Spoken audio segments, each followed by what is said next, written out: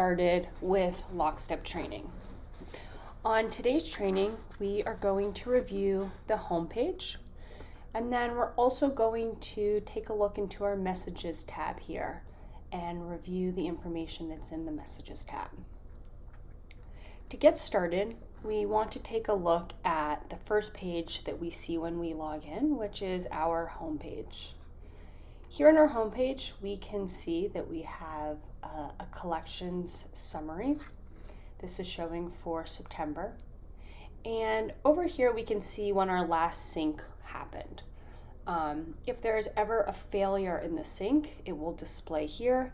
And in that case, you can please reach out to support by selecting the chat bubble here and letting them know that there has been a failure in your sync. Underneath that, we have how much cash has been collected so far this month and how many activities have been completed. Activities meaning notes created on an account, phone calls made, emails sent. And then underneath that, we have how many activities have been completed. We then see again the summary of what's been collected this month, how many open invoices we have, and of those open invoices, how many of those are past due. Next, if we see down here is the next best activity.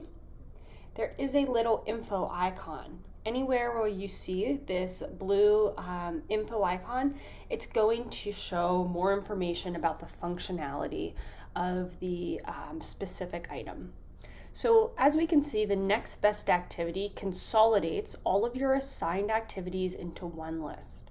The activities are the same as in the individual activities menu item. So the menu item over here. These and these are one and the same. This list is sorted based on the priority set by the credit class that you have set up. Next on this page, I'd like to start over here and review what we have on this right side of the page. This little icon right here opens up our settings. Here we have our user settings, and then we have our account settings. The user settings are where you can come in and change your profile information. So anything that I want to change on this page, I would select the edit button. And I could update an email, update my email signature, add a cell phone number, a phone number, if I need to put in the company address. Any additional information in here can be edited, and then we would hit save. If I'd like to change my password, I would select edit. I would put in my current existing password, and then I would put in a new password and hit save, and I could update my password. The account settings, you're not going to find yourself logging into here as much.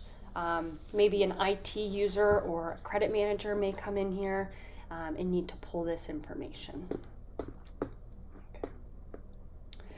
The next thing that we're going to take a look at is this little file inbox right here. This is going to be different than the inbox that we have under here under the messages. So what the functionality of this is for anything that's downloaded within the product. So if I were to download an Excel spreadsheet or some type of report from Lockstep, when I hit that download, once it's complete, it's going to show in this little file box right here. Again, these aren't messages from customers. This is going to be internal downloads. The next icon that I want to take a look at is this help icon.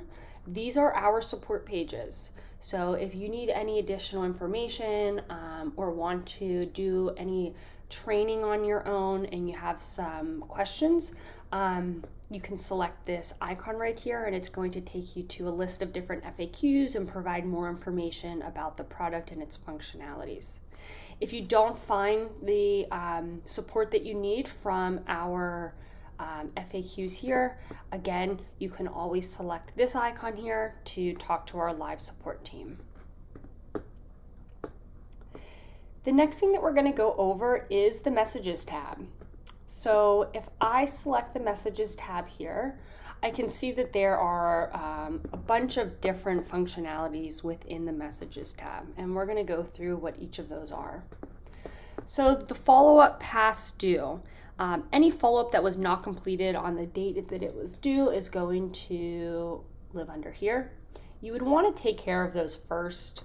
If it was something that you didn't get to take care of on the previous day, it would live in here, and then you could take care of that follow-up. Follow-up today, pretty self-explanatory. Any follow-ups that were created that are due today would be here.